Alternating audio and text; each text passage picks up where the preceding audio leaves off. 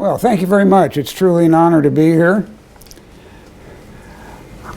Raphael Sims, the former captain of the infamous CSS Alabama, introduced his memoirs with the following. The cruise of ship is a biography. The ship becomes a personification. She not only walks the waters like a thing of life, but she speaks in moving accents to those capable of interpreting her. A ship can be, therefore, a central character in a life story through which we view the past more clearly.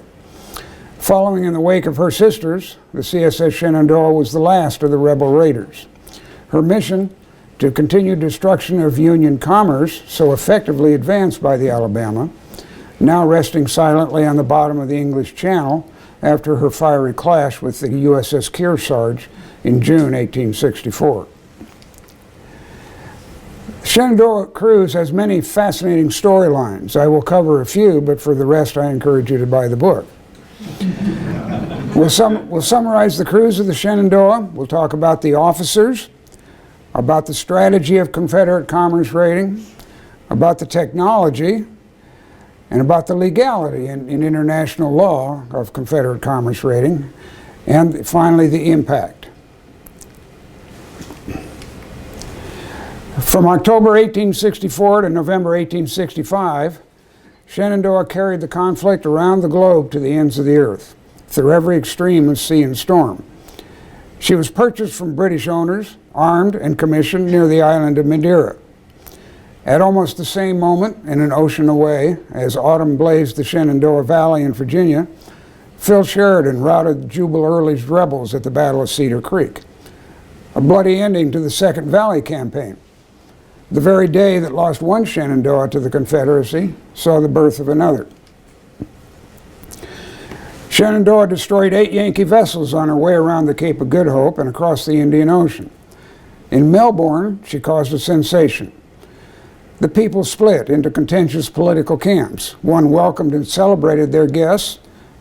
The other demanded her immediate departure, while the royal governor and his bureaucracy muddled and vacillated. This was the war down under. The British colony of Victoria had much in common with both the Confederate and the United States, and manifested some of the same differences. Leaving Melbourne, Shenandoah sailed into the vast Pacific. At the island of Pohnpei, she captured 4 American whalers. Southern gentlemen enjoyed a tropical holiday, mingling with an exotic warrior society that was more like them than they knew. The history and customs of this land present both intriguing parallels and stark contrasts with the Confederacy. Burning Yankee whalers illuminated alien surroundings, while Richmond went up in flames. This uniquely American conflagration flared simultaneously at both ends of the earth. As lonely rebels slept under tropic stars, guns fell silent at Appomattox. With morale restored by rest, recreation, and destruction, Shenandoah sailed once more, leaving an enduring legacy in this faraway place. While the war struggled to conclusion and the nation began to bind its wounds, Shenandoah invaded the north, the deep cold of the Bering Sea. She fired the last gun in the Civil War 10 weeks after Appomattox, set the land of the midnight sun aglow with flaming Yankee whalers, and almost became trapped by ice. Shenandoah captured 24 vessels in 1 week, an unprecedented accomplishment that a few months before would have been greeted with jubilation in the South and despair in the North. Off the coast of California, a passing British vessel delivered news of the end of the war. Former Confederates became pariahs, men without a country, profession, or future, or fortune, and presumably subject to imprisonment or hanging as pirates. Their fears amplified by great distance, these Southerners could only imagine. Homes destroyed, families destitute and starving, menfolk imprisoned, dead, or executed. On 6 November 1865, Shenandoah limped into Liverpool. Captain Waddell lowered the last Confederate banner without defeat or surrender and abandoned his tired vessel to the British. He and his officers went ashore to reconstitute their lives. This is, as Admiral Sims describes, a biography of a cruise and a microcosm of the Confederate American experience. I claim for her officers and men a triumph over their enemies and over every obstacle. And for myself, I claim having done my duty, recalled Captain James Waddell. Shenandoah's officers represented a cross-section of the Confederacy, from Old Dominion First families, through the Deep South aristocracy, to a middle-class Missourian. They included a nephew of Robert E. Lee, a grandnephew of founder George Mason, a son-in-law to Raphael Semmes, grandsons of men who fought at George Washington's side, and an uncle of Theodore Roosevelt. All except the captain and the ship's surgeon were under the age of 25. The name Shenandoah honored the place, wrote Lieutenant William Whittle, where the brave Stonewall Jackson always so discomfited the enemy. The burning there of homes over defenseless women and children made the selection of the name not inappropriate for a cruiser, which was to lead a torchlight procession around the world and into every ocean.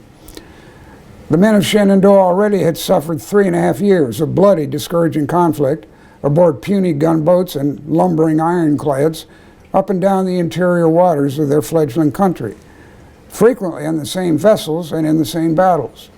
A few were veterans of Alabama's 2-year cruise.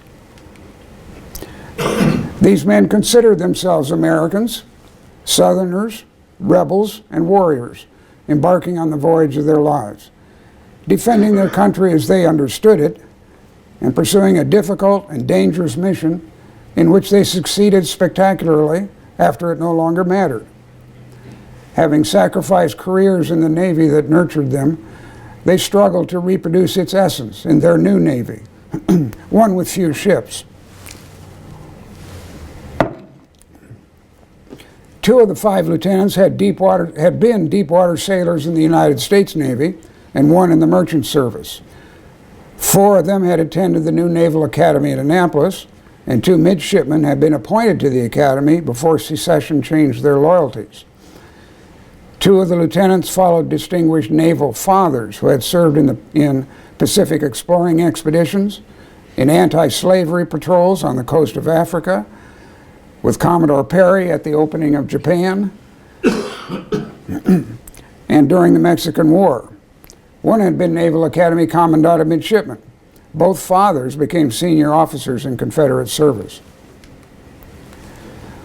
Upon first sighting the ship, Midshipman John Mason recorded in his journal, "One thing, however, pleased me very much. She was a full-rigged ship, and I looked at her 3 tall masts and her yards and rigging. I thought, what a fine opportunity I would have of learning seamanship, and I made up my mind to make the most of it." "Watching an enemy vessel burn," wrote Lieutenant Francis Chew, "was a grand and peculiar sight. I was saddened at the thought of being in duty bound to such work. I felt very sorry for them, even after thinking of the hellish work of the Yankees at home, of the tears they have wrung from once happy, beaming eyes. No, none of us took pleasure in it, none but fiends could." Ship surgeon Dr. Charles Lining remarked about the vast and empty Pacific Ocean. "Rain, calms, and baffling winds seem to baffle us. Nothing in sight, not even a bird. In fact, the region seems to be the abomination of isolation." 3 heritages drove the men of Shenandoah. As grandsons of revolutionaries, they believed profoundly in liberty and democracy. They also shared the ancient social mores of the Southern gentleman class, along with its timeless dedication to family, country, duty, and personal integrity. These characteristics were reinforced in their central identities as officers of the Confederate States Navy, to which they applied the Southern martial tradition just as energetically as did their Army brothers in arms. The observations of these Southerners, looking back from the most remote and alien surroundings imaginable, along with the viewpoints of the people they encountered, provide a truly unique perspective of the war, with elements both common to and differing from land-bound compatriots. Commerce warfare had been around since the 16th century, when Queen Elizabeth I dispatched her gentlemen adventurers to prey on Spanish shipping. European conflicts for the next 2.5 centuries saw almost continuous commerce destruction on all sides. Americans vigorously warred upon the enemy trade in every contest leading up to 1861. President Lincoln was determined to interdict commerce with seceded states, but the only effective mechanism in international law was a formal blockade, which he declared on 19 April 1861, 1 week after Fort Sumter. To avoid conflict over trade, Queen Victoria officially proclaimed neutrality in May 1861, formally recognizing the Confederacy as a belligerent and extending the protections of neutral status to British vessels, as long as they respected the blockade and did not carry contraband. Belligerents had 3 superior rights in international law: the right to halt and inspect suspect ships of all nations on the high seas, the right to confiscate military supplies, contraband, intended for the enemy, and the right to blockade the enemy. Confederates turned immediately to trade warfare as a primary pillar of their naval strategy.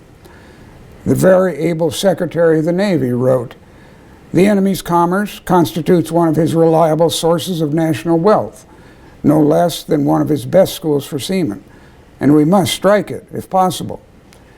Captain Waddell of Shenandoah would note, "The war was only to be stopped on the mercenary principle of showing that it would no longer pay to keep it up."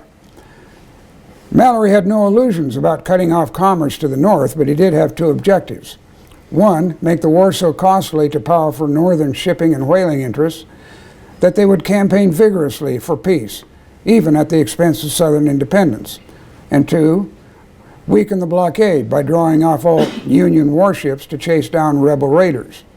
In today's terms, this was asymmetric warfare. With no navy at all to begin with, Southerners relied initially on tried and true privateering. "Private cupidity will always furnish the means for this description of warfare," wrote Raphael Semmes in early 1861. "Even New England ships and New England capital would be at your service. The system of privateering would be analogous to the militia system on land."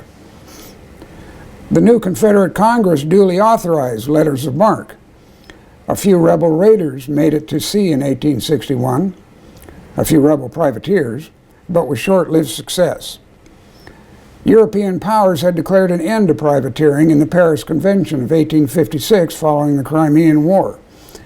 Upon commencement of American hostilities, they denied both contestants permission to bring captured vessels into neutral ports for adjudication and sale, while the blockade restricted southern harbors. For the first time in 300 years, the business was not profitable. The ever-resourceful Secretary Mallory determined to build or buy vessels configured solely for commerce destruction and fund them from the Treasury, a practice not prevalent since the development of the big gun warship centuries before. The strategy was to dispatch as many state-financed commissioned cruisers as possible among regular trading routes, taking any Yankees found there. Shenandoah was instructed to do the enemy's property the greatest injury in the shortest time. Confederates took every advantage of their status and insisted on their rights. The government could contract loans, purchase arms and ships in neutral nations, and commission cruisers with the power of search and seizure on the high seas. Ships flying the rebel flag were to be accorded the same status as those of any other nation, and were to be treated fairly with regard to assistance, supplies, and repairs in neutral ports. Wherever Confederate cruisers appeared, U.S. Embassy and consular authorities vehemently opposed any support whatever, insisting that they were simply rebels and pirates and should be treated as such despite official belligerent status. Lacking clear direction from parent governments, foreign officials struggled with the irreconcilable demands of the combatants. Meanwhile, the strategy of Union Secretary of the Navy Gideon Welles with respect to Confederate raiders was primarily reactive. He focused his resources on the blockade, reluctantly dispatching a few warships to pursue rebels where they were reported to be, usually too little too late. Before the late 19th century, the term cruiser applied to smaller warships operating independently of a fleet, engaged primarily in scouting and commerce destruction. Too light and lightly armed to stand in the line of battle, frigates and sloops of war served these functions in the sailing navies. Cruisers were not an identifiable ship class. And then steam arrived. The CSS Florida and CS Alabama were prototypes of Civil War cruisers, built from the keel up for the purpose and magnificently suited. Small but sustainable for long cruises, light, fast, and lightly armed.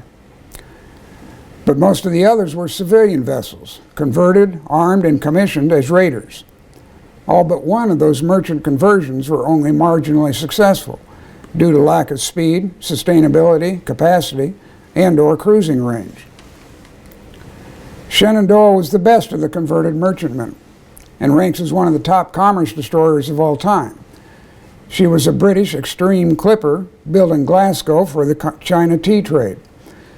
Very similar to the famous Cutty Sark, the last of the type, now preserved at Greenwich. She carried a cloud of canvas, having cross-jack royal studding sails, jib topsail, and all the high flyers.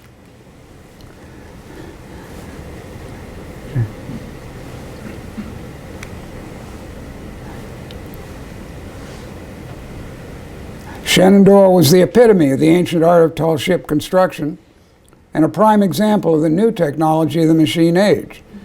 She was the first composite clipper, combining the advantages of iron frames planked with 6 inches of East India teak sheathed in copper. Her lower masts and bowsprit were iron. She had mechanical roller reefing topsails, steel yards, and wire standing rigging. Shenandoah was also the first auxiliary screw steamer, a clipper ship with a steam engine to assist in calms and contrary winds, driving her comfortably at 9 knots. The propeller could be lifted clear of the water, and the telescoping smokestack could be collapsed to reduce drag under sail. Clippers with engines were not commercially successful, and only a few were built. The marginal advantage in faster passages did not compensate for the added expense and loss of cargo space for engine, fuel, and extra crewmen. But for commerce raiding, the combination was perfect.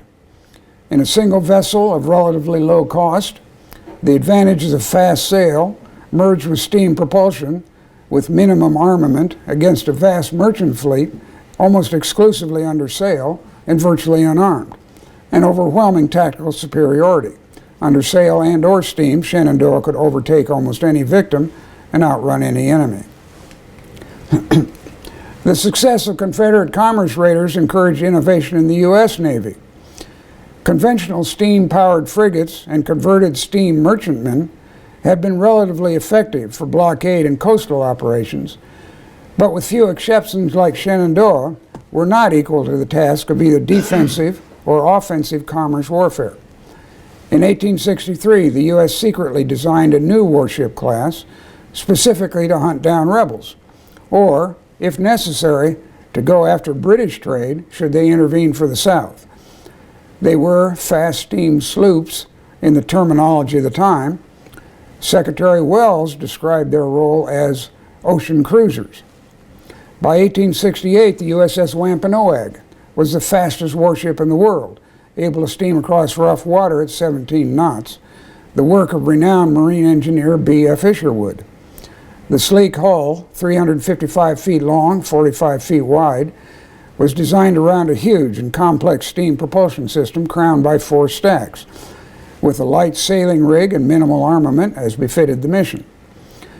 Wampanoag had been a logical extension of the strategy behind Alabama and Shenandoah, now that privateering was dead. But with the end of the Civil War, the threat of British meddling no longer existed. She was decommissioned as too expensive to operate and maintain. Wampanoag was, however, a precursor of the cruiser warship types developed later in the century, and which have been important components of all navies since, but not as commerce destroyers. Shenandoah represented a truly novel breed. heroic warship to Southerners, feared privateer to citizens of neutral trading nations, hated pirate to Northerners. The status of Confederate commerce cruisers in the antiquated and complex body of international law was ambiguous, causing a great deal of rancor between London, Washington, and Richmond. The most effective rebel raiders, Alabama, Florida, and Shenandoah, were British-built, armed, equipped, largely manned, and sold to the Confederacy. Central to the controversy was the legality of such vessels as legitimate articles of neutral trade, along with British obligations to accord them equal status with United States warships. Alabama's dramatic and destructive cruise became a cause célèbre, an illustration of the pitfalls of neutrality and a source of extreme acrimony between the two nations. Shenandoah's visit to Melbourne throws these issues into relief. The people were fascinated by, if not entirely informed about, their faraway cousin's conflict. As word spread of her arrival, hundreds of sightseers streamed along the shore. Boats under steam, sail, and oar descended from every direction to view their first and only Confederate visitor. The Shenandoah is regarded as the Alabama rendezvous, or the phoenix-like product of the wreck of that world-famed vessel, noted the Melbourne Argus. The ship was besieged by visitors, traveling as far as 300 miles, evoking a carnival atmosphere. An estimated 10,000 came aboard in one day. If we can judge from outward signs, we're likely to find a good deal of sympathy here among the people, wrote Lieutenant Whittle. The royal governor and his advisors were less enthusiastic, being sensitive to the convoluted diplomatic and legal issues surrounding the visit. Her Majesty's ministers demanded that colonial officials maintain both the fact and the appearance of neutrality in the American war, a delicate balancing act that had proven extremely difficult. Old and contentious issues concerning the rights and responsibilities of neutrals resurfaced, and there was no middle ground. William Blanchard, U.S. Consul in Melbourne, fired off a letter to the governor. I call upon your excellency to cause the said Shenandoah to be seized for piratical acts. She did not come within the Queen's neutrality proclamation, he maintained, never having entered a port of the so-styled Confederate States of America. I therefore protest any aid or comfort being extended to said piratical vessel in any of the ports of this colony. This was the initial salvo of a fierce diplomatic war, a barrage of protests and affidavits. It must be evident, Blanchard contended, that all presumptions of fact and law were against the legal character of the vessel, which had no legitimacy as a commissioned warship of a recognized nation. Shenandoah was a registered British merchant ship. She came from nowhere and destroyed without adjudication and without necessity. The undersigned will not doubt that your excellency will give so much weight, and no more, to a bit of bunting and a shred of gold lace as they deserve. The British never accepted the pirate thesis, however incessantly and vociferously it was proclaimed. The commissioning of warships came under national law, not international law. There was no requirement to have originated in or even visited the home country. It had taken 300 difficult years for Great Britain to establish a position of maritime supremacy. Rules of neutrality must be impartially enforced, as a matter of example. On the other hand, they could not be so zealous as to establish precedents that would tie their hands in a future conflict where commerce raiders built in neutral ports could be turned against them. Ironically, the positions of the two governments were historically reversed. As the world's most powerful maritime nation and largest trader, the English had dealt harshly with neutrals trading with the enemy, most recently during the French Wars of Revolution and Empire. Americans, on the other hand, had fought 4 wars in which freedom of commerce was a paramount issue, 2 with Great Britain, 1 with France, and 1 with North African pirates. Now the tables were turned. The Union sought to impede trade with the Confederacy, while the British struggled to uphold neutral rights for unrestricted trade with belligerents of non-contraband goods. However, upon the advice of his Crown law officers, the governor responded to Consul Blanchard. There was no evidence of piratical acts, and whatever the previous history of Shenandoah, the government was bound to treat her as a ship of war belonging to a belligerent power. That did not, however, end the controversy in Melbourne. The people of Melbourne, like their English counterparts and many foreigners, did not comprehend the complexities of the war, but in an age tinged with romantic notions of honor and valor, they related to Alabama. She had been a tangible manifestation of the Confederacy. Her exploits brought the contest to them in the language of ocean commerce and ocean conflict, which they understood very well. Having no particular stake in the success of the Union or understanding of its concepts, many looked on the men of Alabama as valiant heroes fighting great odds. Captain Semmes was an international celebrity, at least as much as Lincoln, Grant, and Lee. Despite vehement protests from the United States, Confederate cruisers had been welcomed warmly in colonial ports such as Jamaica, Trinidad, and Gibraltar. The Alabama caused a stir in Cape Town in August 1863, with parties and balls in her honor. Later, just the rumors of her appearance off Hobson's Bay created a flurry of excitement in Melbourne. Much of this glamour transferred to Shenandoah, which is precisely what the Confederates intended. But a significant number of influential people of Melbourne were acutely worried about the visitors. The Melbourne Age wrote, "Whatever may be the pretensions of the Shenandoah, she is strictly speaking but a privateer. The method may be strictly lawful, but is exceedingly inglorious, and they who engage in it are entitled to no honor. The day may come when the unoffending people of this colony may be made to suffer for the quarrels of nations in other hemispheres." There appeared to be little public debate of the central issues: Union, secession, states' rights, slavery. Pro-Union sentiment focused on repugnance for commerce raiding, dangers for the umbilical cords of trade with Europe and America, and local issues such as land reform and tariffs. The Civil War generated economic uncertainty even in Australia, with widely fluctuating prices and availability affecting huge quantities of imports. Despite these concerns, the preponderance of sympathy in Melbourne was for the South, echoing perceptions and misperceptions of many in Great Britain and Europe.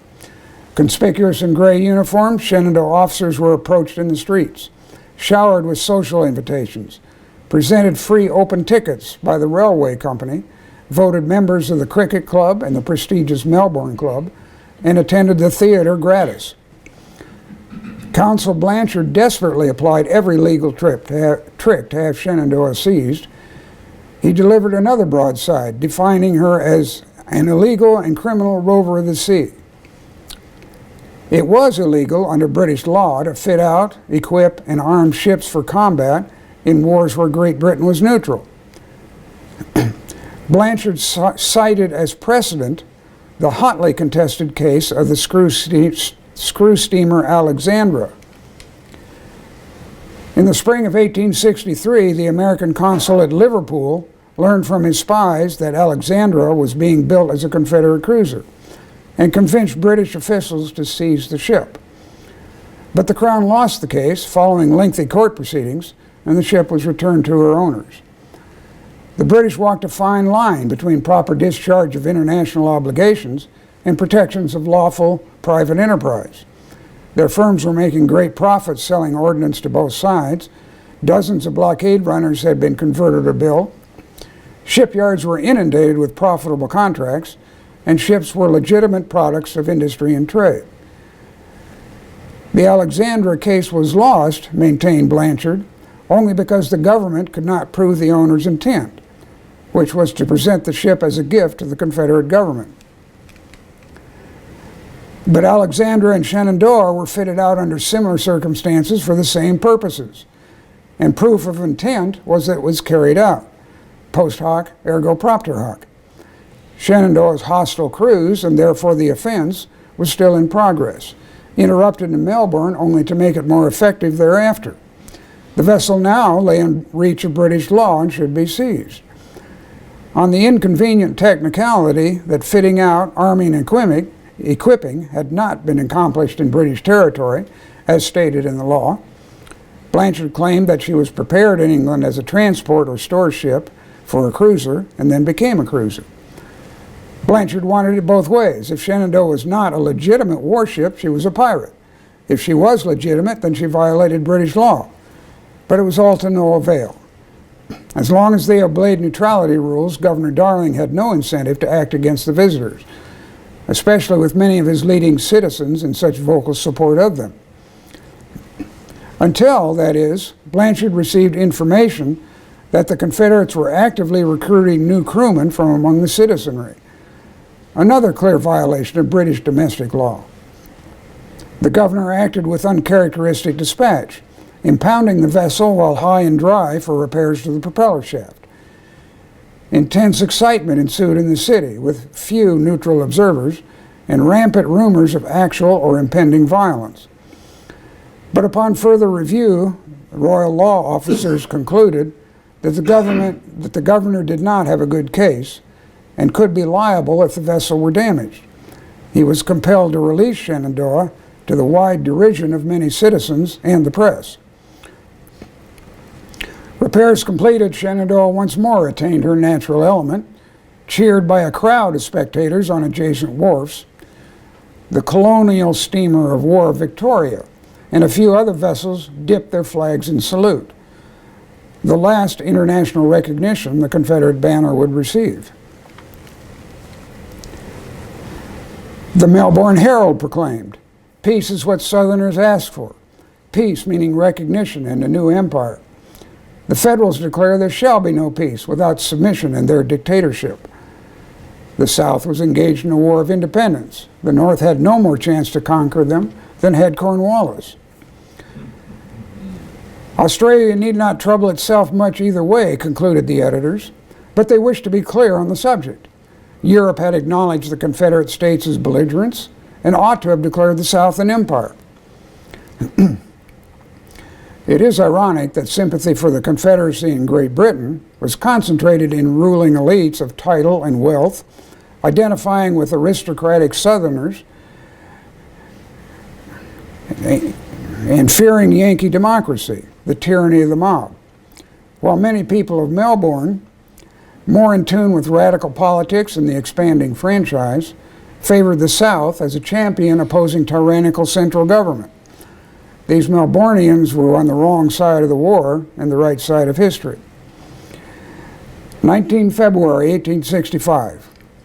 Confederate troops evacuated the cradle of the Confederacy, Charleston, South Carolina, to the encircling host of General Sherman. On that same day, the CSS Shenandoah sailed from Melbourne, repaired, resupplied, and with 45 new, illegal crewmen. The people of Melbourne returned to routine, continuing a march to independence of their own, and a close friendship with the United States of America that endures to this day. 8 rebel commerce destroyers destroyed over 100,000 tons of Union shipping, worth $17 million. But the major impact had been psychological, the real damage done by fear of capture. Marine insurance rates soared, reaching as high as 8% in 1863. Although 1 in 100 Yankee vessels actually was taken, another 800,000 tons, about 1,000 ships, were sold into foreign ownership to sail under the protection of a neutral flag, primarily Great Britain's. This was called the flight from the flag. It was a blow from which the United States Merchant Service never recovered. Despite these losses, however, rebel cruisers put not a dent in the industrial war machine of the United States or in the burgeoning trade that supported it. Commerce just shifted to neutral bottoms, and whaling was ebbing anyway, while the blockade progressively throttled the South. Fending off howls of protest from northern ship owners and shippers, Union Secretary of the Navy Gideon Welles diverted only a few warships from the blockade to hunt Confederate cruisers. The USS Kearsarge sank Alabama only after she completed the most destructive cruise of the war and was too tired to continue. The USS Wachusett took the unsuspecting and unprepared Florida in Bahia Harbor only by an egregious violation of Brazilian neutrality. Shenandoah encircled the globe without being caught at all. Most other Confederate raiders were penned in neutral ports, confiscated before they could get underway, or decommissioned after unproductive cruisers. But this was also deliberate economic and psychological warfare, not unlike the strategy of William Tecumseh Sherman torching his way through Georgia and the Carolinas. In the fall of 1864, when Shenandoah began her cruise, Northerners were pessimistic about victory. Union desertion surged and the government was deep in debt. Bloodbaths at the Wilderness, Spotsylvania, and Cold Harbor, and a stalemate in the trenches around Petersburg brought a chorus of condemnation down on President Lincoln and General Grant. Pressure to negotiate peace was intense. The president despaired of winning re-election in November. In October 1864, when Shenandoah departed, Navy Secretary Mallory wrote to Commander James Bullock, his trusted chief purchasing agent in England, and the man responsible for acquiring Shenandoah. I trust that it has been in your power to carry out what I've long had so much at heart. The success of Shenandoah would be such an effective blow upon a vital interest as would be felt throughout New England. Bullock, a Georgian, is an unsung hero of the Confederacy. He thwarted persistent Union espionage and intense diplomatic pressure to launch Alabama, Florida, and Shenandoah, along with blockade runners crammed with hundreds of tons of arms and equipment, the Laird rams, and the ironclad CSS Stonewall. He was justifiably proud of these accomplishments. He had been slated to command Alabama, but reluctantly retained his shore duties upon the request of Secretary Mallory. In a letter to Mallory, reporting Shenandoah's successful departure, Bullock remained convinced that, quote, a formidable naval expedition could be fitted out by the next summer of 1865. What if Shenandoah had cruised a year earlier, achieving the same results on top of the destruction already wrought by her sisters? How would news of another Alabama loose in the Pacific during the summer doldrums of 1864 have contributed to Northern malaise and to Lincoln's re-election prospects? The Confederacy might have been as close to independence that summer as at any time during the war. This was not an irrational strategy. By the spring of 1865, however, when Shenandoah reached the Bering Strait, there could be no such hope. The CSS Shenandoah combined the epitome of an ancient maritime heritage with the most advanced technology of the time. She represented a new concept in an old strategy of naval warfare and was a good example of what a weaker naval power can accomplish in what we today call asymmetric warfare. The cruise also illustrates the difficulties of emerging states or revolutionary movements in claiming what they perceive as their rights and achieving accommodation in the international arena. The men of Shenandoah heeded the call of their leaders, putting their lives, fortunes, and honor on the line. They sought to serve in the best traditions of the U.S. Navy, from which several came and which they took as their model. Judging by their accomplishments, they succeeded. The peculiar tragedy of our Civil War is that the opponents had so much in common and believed they were fighting for the same ideals. The Confederacy was a profound disaster, but the Americans of the South who took up arms with courage, dedication, and sacrifice were wrong, not evil. And their naval arm was a paradigm of innovation, creative strategy, and professionalism under nearly unmanageable circumstances. The Shenandoah and her men deserve to be remembered. Along with their Union counterparts, they have much to teach us. It is a Confederate biography, and it's a great sea story. Thank you.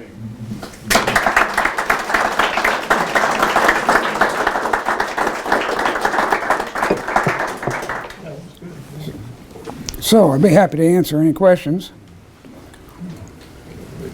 A little bit more about perhaps the crew. I think you indicated a lot of them were recruited in Great Britain even.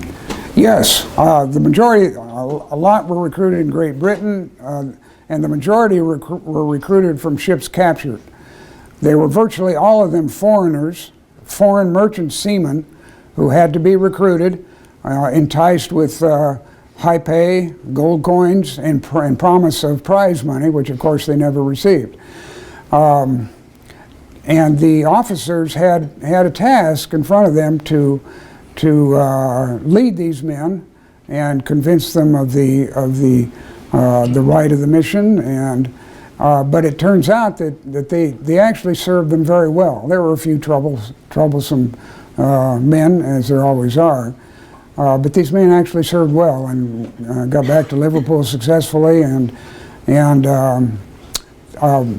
Commander Bullock and Captain Waddell actually managed to even, we think, pay them their pay. They had enough funds left to do that, and they made a special point of doing it. So it's an interesting contrast, although these sailors have much in common with Union sailors. And sailors in general are very distinct from soldiers. They came from different backgrounds, primarily urban, industrial backgrounds, and most of the time they were not inclined to ideological motivations. But, however, once at sea, they came together as sailors do, and did a good job. Thank you. Sure. Just kind of curious, something like this that certainly doesn't look to be heavily armed, is it? And we're just hiding the gun ports. In other words, when they came up on these boats, are you using your hired Confederates, as it were, to do the fighting for Yeah, you? well, they actually had 8 guns, a couple, I think, 9-inch rifled cannons, and 4 32-pound smoothbores. They actually are pretty well armed. You can see the gun ports right here. The only Yankee ship who had any chance of catching them was the USS Iroquois, and she was a sister ship of the ship that sunk the Alabama, the Kearsarge, yes.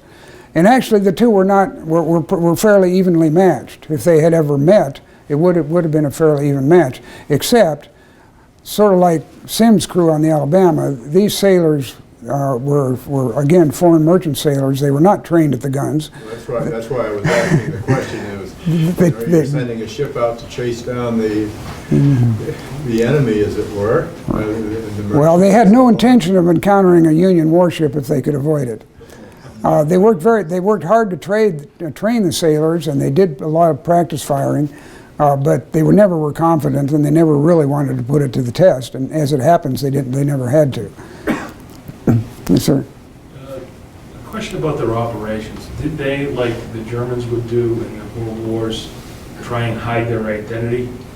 Or were they very much a warship at sea? Because that would have been a very Oh yes, they did, and that's one of the advantages of being a clipper ship. They could hide their identity pretty well, and it was standard practice for privateers and commerce raiders to approach a possible prey under a foreign flag, and they did that all the time. They flew primarily the English flag, or occasionally they flew the American flag.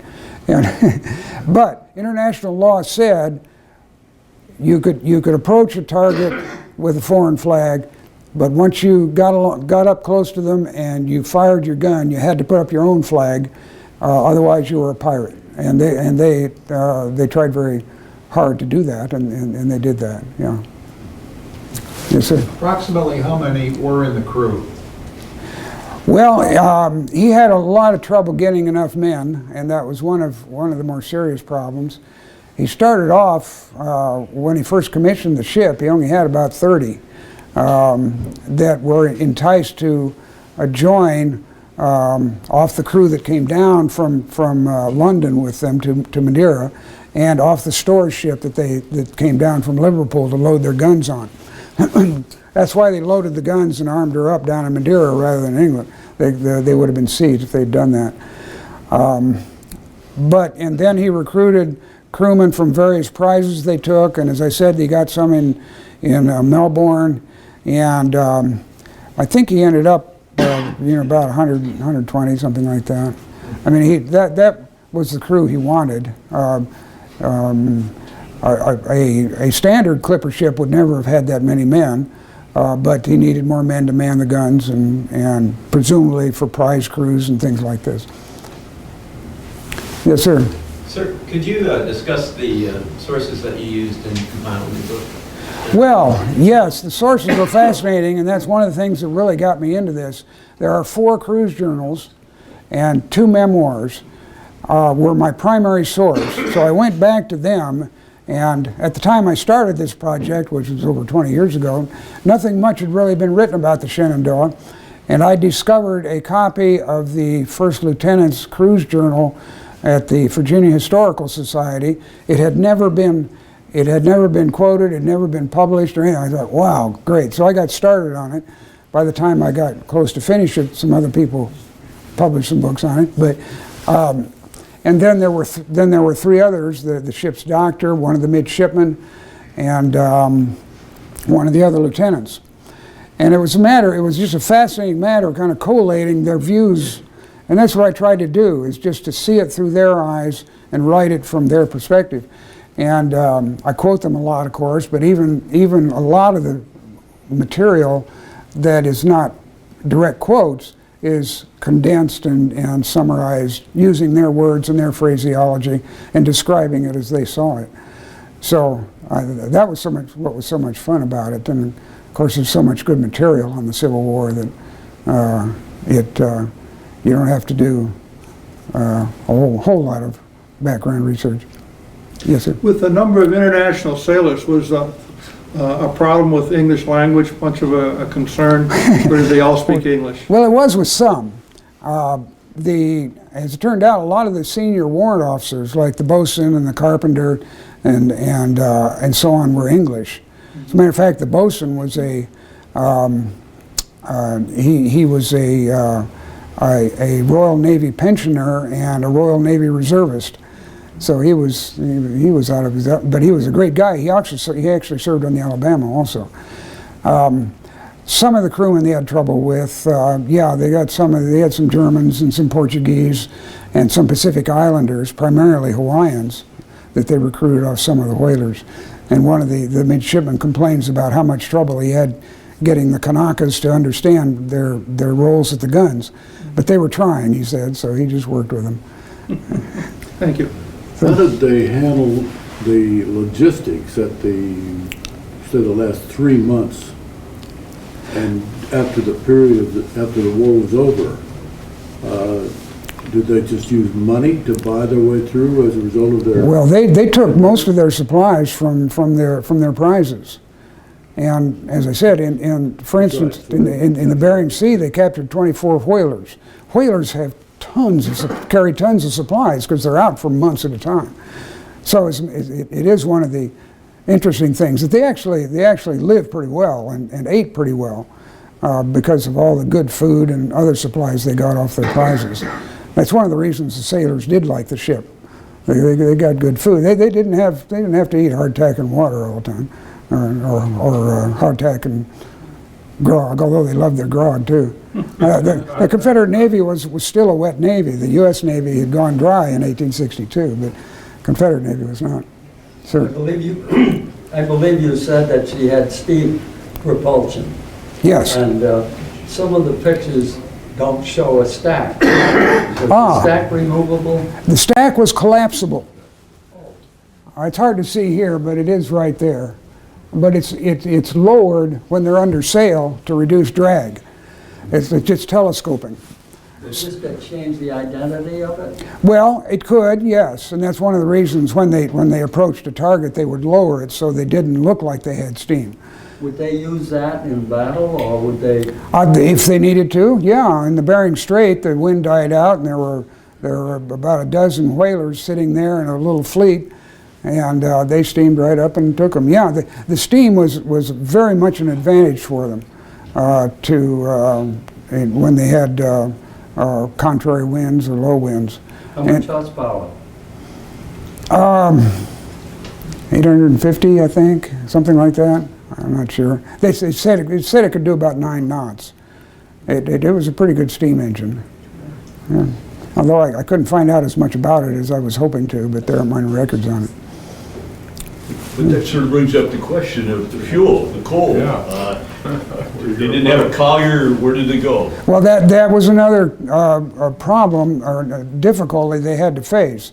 They brought with them from London an extra, I think, 200 tons of coal, which was stored on the what came the berth deck in a clipper ship would be the 'tween decks, would be the deck above the holds. So they brought a bunch of coal with them, much more than they would normally have carried.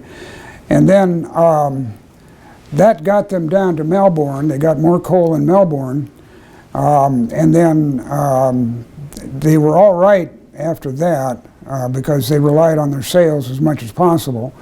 And got back to, they were running low by the time they got back to Liverpool, but fortunately they got enough to keep them going. What happened to the officers after the Civil War?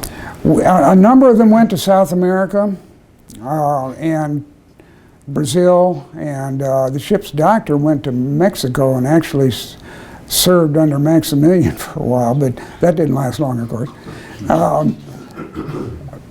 And the captain, Waddell, stayed in England. His wife came over, and he stayed there for a long time. But they all eventually made their way back, and they started careers at home, and actually they all had pretty productive careers. A couple of them became lawyers. The one lieutenant who was a South Carolinian and whose father had some big plantations. His father had actually been a signer of the Secession Proclamation in South Carolina. He was a member of the aristocracy. He actually got some of his land back and was able to continue working it. So they all did pretty well once they got back. It was a few years. They stayed away for a few years until things settled down. But they did not know that they would not be tried as pirates, and they were concerned about that. Once they found out, they had been getting some newspapers off their captured ships, and they got some when they were in the Bering Strait, and they got some news when they were in Melbourne. But of course, they were weeks old, and a lot of it they didn't believe, and a lot of the newspaper reporting was very contradictory and confusing anyway. When they were in the Bering Straits, they did get news of Lee's surrender, and then finally Lincoln's assassination. Well, they absolutely refused to believe the news of Lee's surrender. They just said it's all lies. We don't believe it. And Lincoln's assassination, they were just shocked by, and their immediate reaction was, the Confederacy didn't do this, and we hope that the Confederacy doesn't suffer because of it. Did that answer the question? That's what I wanted again. Yes, sir. Did they carry a head of steam so that they could get underway instantly, or? Oh, they did when they thought they needed to, but normally underway they would not. Well, depends on what the weather was doing and where they were. They would clear. They were water tube boilers, and they would clear the fires and water out of the boilers occasionally to clean them and so on. Most of the time, they probably maintained some low banked fires if they thought they would need steam, so that they could get up steam pretty quickly. I think they didn't very often let the boilers go cold, except when they were in Melbourne, of course, and when they were at anchor in Pohnpei. Yes. Now, this was the period of the first ironclads, right? The French and then the Victoria and Blackbirds and so forth. Was this an ironclad at all? No, it was built as a clipper ship. It was what they called a composite clipper. It had iron frames and stanchions and knees, so that it had a lot more space inside than a traditional clipper. But it was planked with teak, 6 inches of teak, and then sheathed in copper. So it actually was a better hull for those times than the iron hulls. It had better protection from marine organisms and growth, and was more. It lasted longer. It was more expensive to build, but it was built right at the height of the British tea clipper building, and for that reason is really a magnificent example of the type. The only really unusual thing about it is that it had a steam engine. But as I said, it's very similar to the Cutty Sark, and it was a little hard for me to get my head around that a clipper ship was used as a warship, but that's what happened. I think there were a couple other clipper ships that were used as blockaders at one point, but of course they were not terribly effective. Was that completely unique, this teak planking on the hull? I don't think it's completely unique. I think it was one of the higher end configurations for the Glasgow shipbuilders, but I'm not sure. Of course, it was a very good thing to plank a hull with, but they were real concerned about going into ice. The whalers, the Arctic whalers, were built much stronger. Their stems were reinforced, and they had thicker planking to stand the ice. But they had some really scary adventures up in the ice, and were very leery of getting hulled by the ice or getting their rudder knocked off, and they almost did on a couple of occasions. But still, for a clipper ship of the time, it really was the epitome of the technology. And then the tea clippers are probably the most beautiful machines ever built. I mean, they're really something. I think a lot about my days on the bridge, and I had a fair number of them. And I spent so much time on the quarterdeck with these guys now, my mental images kind of get merged. My mental images of standing on the quarterdeck of the Shenandoah are almost as vivid as being on the bridge of the Kitty Hawk. Yeah. That's pretty neat. Yeah. Sir, what was her final fate? Well, the British turned her over to the Union authorities in Liverpool at their request. The American ambassador there, Charles Francis Adams, wanted them to turn over the officers too, but they didn't have any reason to prosecute them, and they didn't want to get involved in that anyway. But it was turned over to the U.S. The U.S. hired a crew and captain to sail her back. They got into some storms, and the captain had trouble with the engines, and he was a wind sailor anyway. He turned back, and finally they sold her to the Sultan of Zanzibar as a yacht. and the other thing about these Glasgow clippers is they were very richly appointed inside, and very mahogany paneling and the whole bit. We don't have any pictures of the inside of the Shenandoah. We suspect it was pretty nice. So the Sultan of Zanzibar had her as a yacht for a number of years. She got caught in a hurricane off the coast of East Africa and was eventually sunk. So right now she's on the bottom of the Indian Ocean somewhere. Okay. That's great. Thank you.